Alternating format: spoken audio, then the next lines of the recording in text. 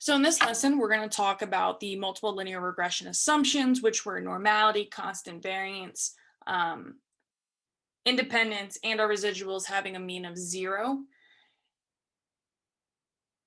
Really what we're focused on in this lesson is trying just to identify when we have broken our assumptions, okay?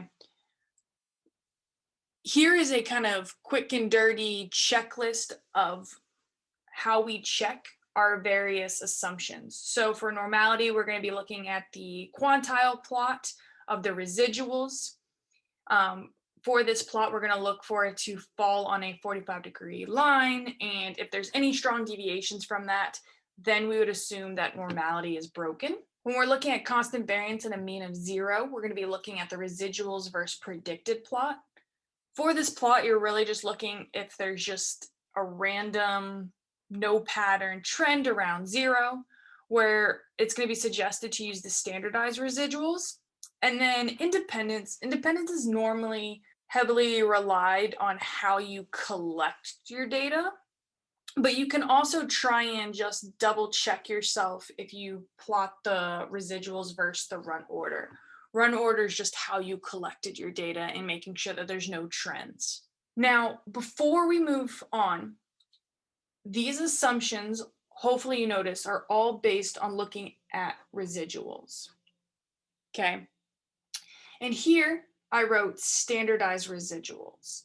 So standardized residuals allow us to compare and get an idea of how big the residual is. What I mean by that is our raw residuals. So the residuals we just get from yi minus y hat I actually don't have constant variance. So when we're using residuals to check constant variance, that also doesn't have constant variance. So it's a little bit intuitive there. But if we standardize our residuals, that is, we take our residuals and we're going to divide it by the variability of those residuals, then we have an idea of what is big and what isn't, and we can standardize and kind of start using the empirical rule as to figure out what is expected of our data. I'll talk a little bit more when we get there. What I'm trying to get to is there are things called the standardized residuals, and there's also something called the student ties. I probably spelled that wrong.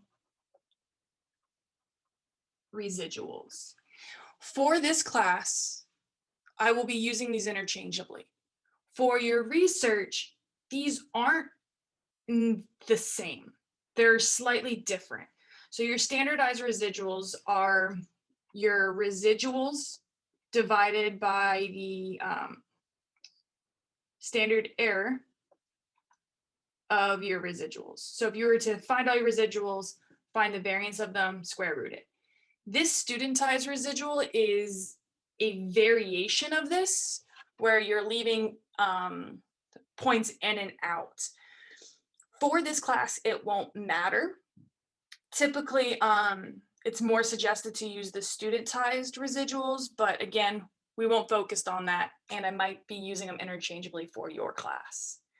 I just want to let you guys know that these residuals are different so that you're aware of it. All right, so let's get started talking about the normality assumptions and the quantile plots. So a normal quantile plot of the studentized residuals checks the assumption of our normality of our residuals. The residuals are plotted against the theoretical normal distribution, where we want the points to lie in a straight line. Any departures from this line means non-normality. So what this is going to look like in our data eventually is, here are the studentized residuals. This is our data.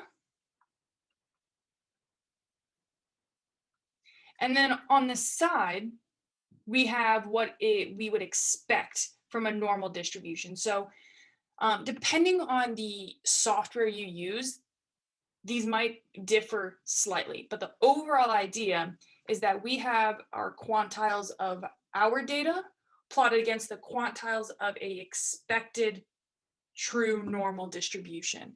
And if everything's normal, we'd expect that they fall all on this 45-degree angle line. Kind of any big departures from this would suggest that we have non-normal data. Now, we're going to move into the adequacy of our model. Really, what I'm saying is we're going to start looking at checking constant variance through plotting the studentized residuals versus the predicted values. So we can look at the studentized or the standard residuals. There's a slight difference, but you guys won't need to worry about that right now for this class. Okay. In the most ideal case, what we would have is we would have our response, which is on the y, and we would have our regressor. This is, again, demonstrating it in simple linear regression because we can visualize this. And then we have our regressor on our x, okay? From here, we can, pretty much tell that most of the data falls on this line. Don't expect anything too crazy. When we plot our residuals on the y and our predicted on the x, in this absolute ideal case, we have a random scatter around 0. There's no weird trends or anything like that. Everything's evenly dispersed around the fitted regression line, and everything's evenly dispersed around 0. So this is the ideal case. This is kind of what we're looking for. Something that might show up is maybe a nonlinear trend. So here again, our y is on the x, and we have a regressor. Our response is on the y, and our regressor is on the x-axis. And it might be a little hard to notice, but there is a slight quadratic-ish trend going right here, or parabolic. Now, when we fit the residuals versus the predicted, we can really notice this trend in this plot. And so what this would tell us is, yes, we have a very nonlinear pattern, and we shouldn't be using multiple linear, and maybe we should not just be using x, but we should be using x squared in our model to help understand and represent this shape better. So it's is also going to help us figure out how our regressors are working. For non-constant variance, which is what we're trying to check for one of our assumptions as well, is in the response versus regressors. Again, this is in simple linear regression. We can kind of notice this fan trend in the response. And we'll also notice that when we look at our residuals versus predicted, we also have this fan-like shape. So in smaller values, we have a smaller variance. In larger variables, we have a larger kind of variance of the residuals.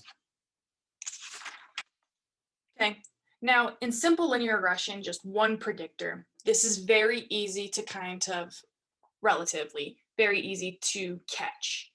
But in multiple linear regression, this is definitely harder to see because we can't just plot x1, x2 and see the response as simply as with simple linear regression.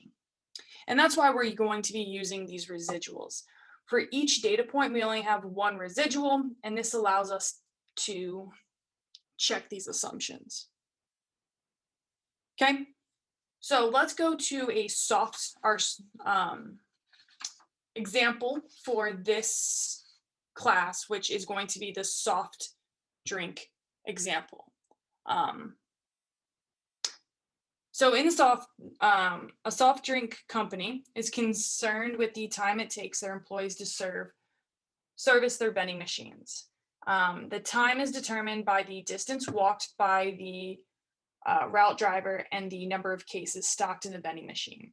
There are 24 employees were sampled and the data was collected. Yes, I forgot to put your data, so I'll put your data down here for you guys in your notes. But we have 24 employees. All right. In Jumper R, I'll show you guys how to do this on a later video, but we would first look at normality. That's just a personal preference for me. And what we would notice, this is our jump and this is our response, is that our data pretty much falls right on that line. There isn't a lot of deviations from that, so there's no reason to believe normality has been violated. There's no reason to believe that. Okay. Our next thing we want to look at is our studentized residuals versus our predicted. And again, we're looking for, are there any weird trends or patterns around this data? Now, one thing that we might want to notice is that we don't have a lot of data in this area, okay? And we'll come back to this in our later when we're talking about outliers. But overall, if I'm looking at this kind of variability and this variability, even though there's few points, I wouldn't say that there's evidence of non-constant variance. So right now, I'd say the assumption is checked. I would be careful about making any predictions in this area though, because we don't have a lot of data, but with observational studies, can happen, and we are a little bit blind to what this is.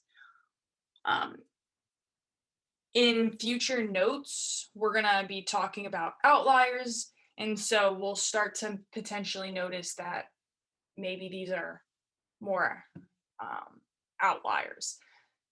But that's a foreshadow. Right now, we're just focused on checking our assumptions of normality and constant variance, mean of 0, and our independence.